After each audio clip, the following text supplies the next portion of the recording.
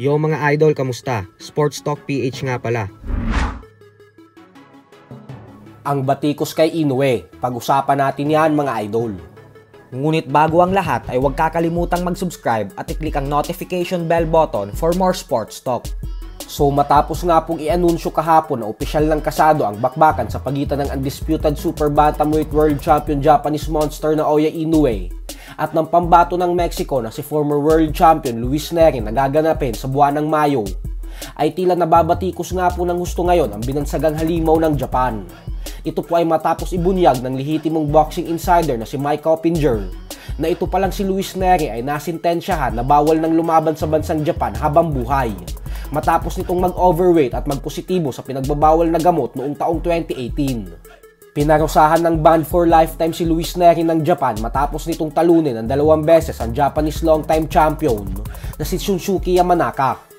Pero ang dahilan kung bakit nababatikos ngayon si Inoue ay dahil hindi na po kasi susundin ng Japan ang parusang ibinigay nila kay Luis Nery na ban for life na lumaban sa bansa nila.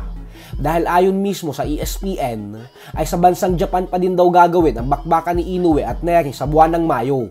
At wala naman daw magiging problema si Nery kasi tatanggalin na daw ng Japan ang parusang hinatol nila sa Meksikano.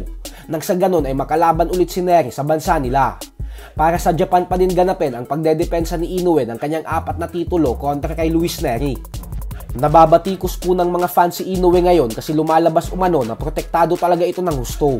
Kasi gagawin daw talaga ang lahat kahit ang pagtanggal ng parusa kay Nery upang ganapin lamang ang bakbakan nila sa baluarte niya sa Japan at hindi sa ibang bansa tulad ng Amerika o kaya naman ay sa Mexico.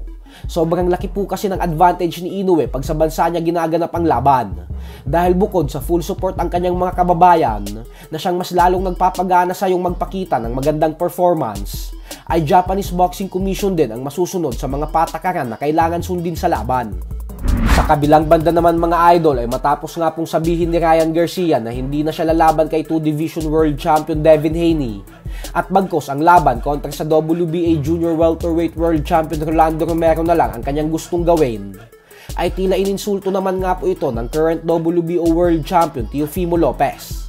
Ayon po kasi kay Lopez ay matalinong galaw daw ang ginawa ni Garcia na si Romero ang gusto nitong labanan. Kasi alam daw mismo ni Garcia na wala siyang pag-asang manalo kay Haney.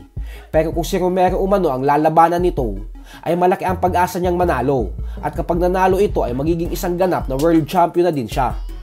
Dagdag pa ni Lopez na naniniwala umano siya na ang mga ganitong klaseng desisyon ni Garcia ay isang malaking impluwensya ng undefeated 5-division world champion Floyd Mayweather Jr.